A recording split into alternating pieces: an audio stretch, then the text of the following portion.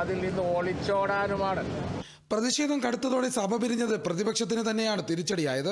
സഭാ നടപടികൾ വേഗത്തിലാക്കി സഭ ഇന്നത്തേക്ക് പിരിഞ്ഞെങ്കിലും കൂടുതൽ പ്രതിഷേധവുമായി അടുത്ത ദിവസങ്ങളിൽ സഭയിലേക്ക് എത്താനാണ് പ്രതിപക്ഷത്തിന്റെ തീരുമാനം. Kerala vision news, Thiruvananthapuram. ബലാത്സംഗ കേസ് പ്രതി നടൻ സിദ്ദിഖ് അന്വേഷണ സംഘത്തിന് മുന്നിൽ.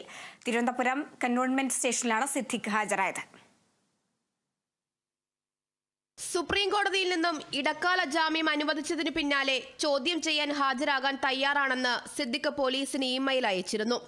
തുടർന്ന് കഴിഞ്ഞ ദിവസമാണ് അന്വേഷണ സംഘം ഹാജരാകാൻ ആവശ്യപ്പെട്ട് സിദ്ദിഖിന് നോട്ടീസ് നൽകിയത്. 10 മണിക്ക് ഹാജരാകാനായിരുന്നു നിർദ്ദേശം. ഹാജരാകാൻ ആവശ്യപ്പെട്ടത് ചോദ്യം ചെയ്യലിനല്ലെന്നും വിവരശേഖരണത്തിനാണെന്നും നോട്ടീസിലുണ്ടായിരുന്നു. തുടർന്ന് ഇന്ന് രാവിലെ കമ്മീഷണർ ഓഫീസിൽ സിദ്ദിഖ് എത്തി.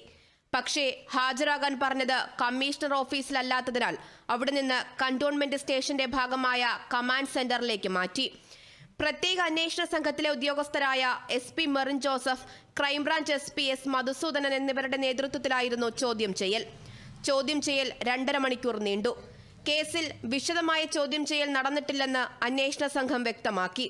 ചില രേഖകൾ ഹാജരാക്കാൻ ആവശ്യപ്പെട്ടെങ്കിലും അവ കൊണ്ടുവരാത്തതിനാൽ ശനിയാഴ്ച വീണ്ടും ഹാജരാകാൻ സിദ്ദിഖിന് നിർദ്ദേശം നൽകി.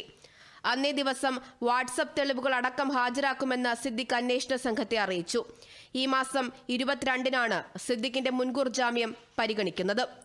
അതേസമയം ഈ മാസം 15-ന് ഹാജരാകാൻ ജയസൂര്യയ്ക്ക് നോട്ടീസ് അയച്ചു. കന്റോൺമെന്റ് പോലീസ് സ്റ്റേഷനിൽ ഹാജരാകാനാണ് നിർദ്ദേശം. സെക്രട്ടേറിയറ്റിൽ വെച്ച് നടന്ന സിനിമാ ചിത്രീകരണത്തിൽ കടന്നുപിടിച്ചു എന്ന ആലുവ സ്വദേശിനിയായ നടിയുടെ പരാതിയിലാണ് notice. Kerala vision news, Thiruvananthapuram. ലൈംഗിക അതിക്രമ പരാതിയിൽ നടൻ ജയസൂര്യയെ ചോദ്യം ചെയ്യാനൊരുങ്ങിയ അന്വേഷണ സംഘം ഈ മാസം 15-ന് തിരുവനന്തപുരം കന്റോൺമെന്റ് സ്റ്റേഷനിൽ ഹാജരാകാൻ നോട്ടീസ് നൽകി. സെക്രട്ടേറിയറ്റിലെ